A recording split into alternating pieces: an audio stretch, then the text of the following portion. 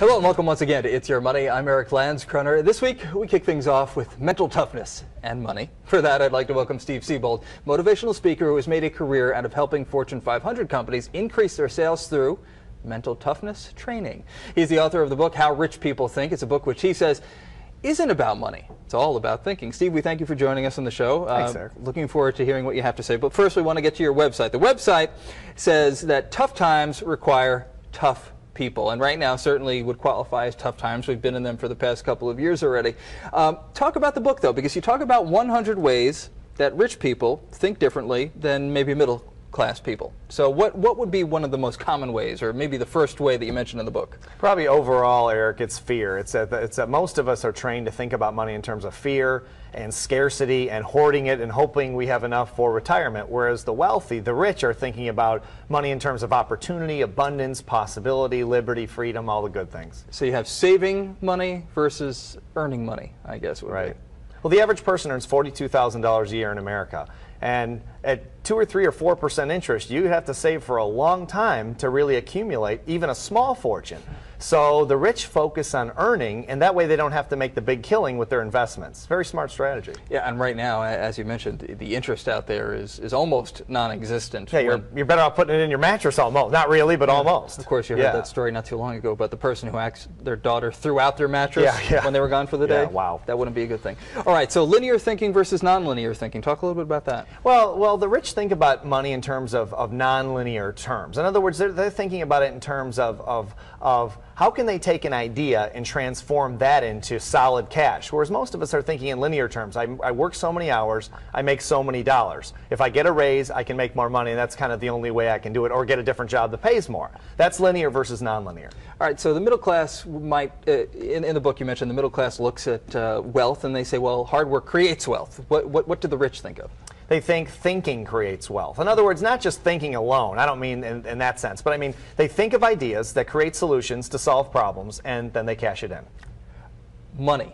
We've heard it before. Money is the root of all evil. That's the way a lot of people think. Is it not the way that the rich think? It's the root of all freedom, all liberty, and comfort, and good night's sleep. Okay, but in the book you also mentioned that the rich might think of it as the root of, the poverty is the root of all evil then. Yeah, absolutely. I mean, I've had no money. I'm not sure about you, but most of us have been broke at one point. I spent a fair amount of time there.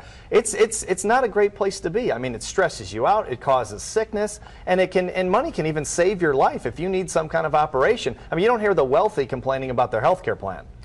Really? Being rich is a privilege. That's something that you mentioned as something that the middle class thinks of. What would the wealthy think? They think it's a right. The rich think it's their right. Not in terms of entitlement, but in terms of they think in America you have the right to be rich. It's what the whole country and the whole economy was founded on.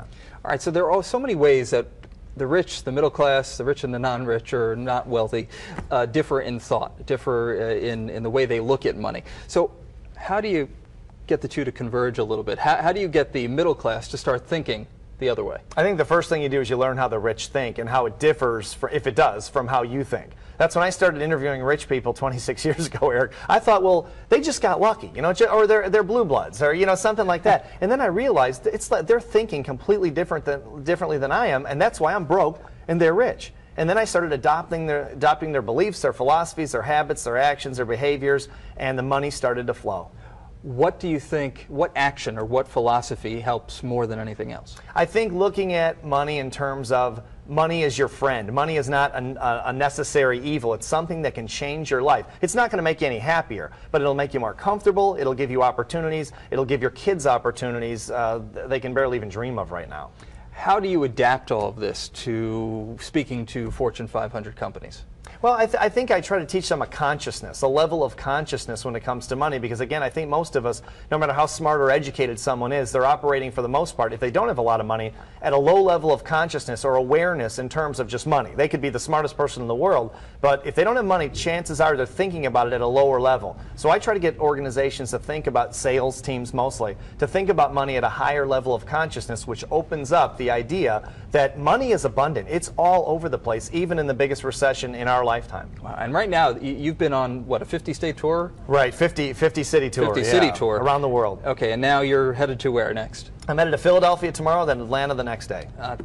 That's pretty incredible. And then and you're heading to Australia soon. Although it ends in Sydney in late November. All right. So listen, so many things for people to keep in mind, and you have clients once again all across the spectrum, including Johnson & Johnson, based right here in New Jersey. What would you say is the biggest challenge that any of these companies has faced? I think probably overcoming limited thoughts, limited thinking. In other words, it's a recession, there's no money out there, the consumers don't have any money, and it's absolutely not true. The money is all over the place. All right, Steve Siebold, thank you so much for your thanks, insight. Eric, We appreciate it. Thank you for Thank coming you. on the show.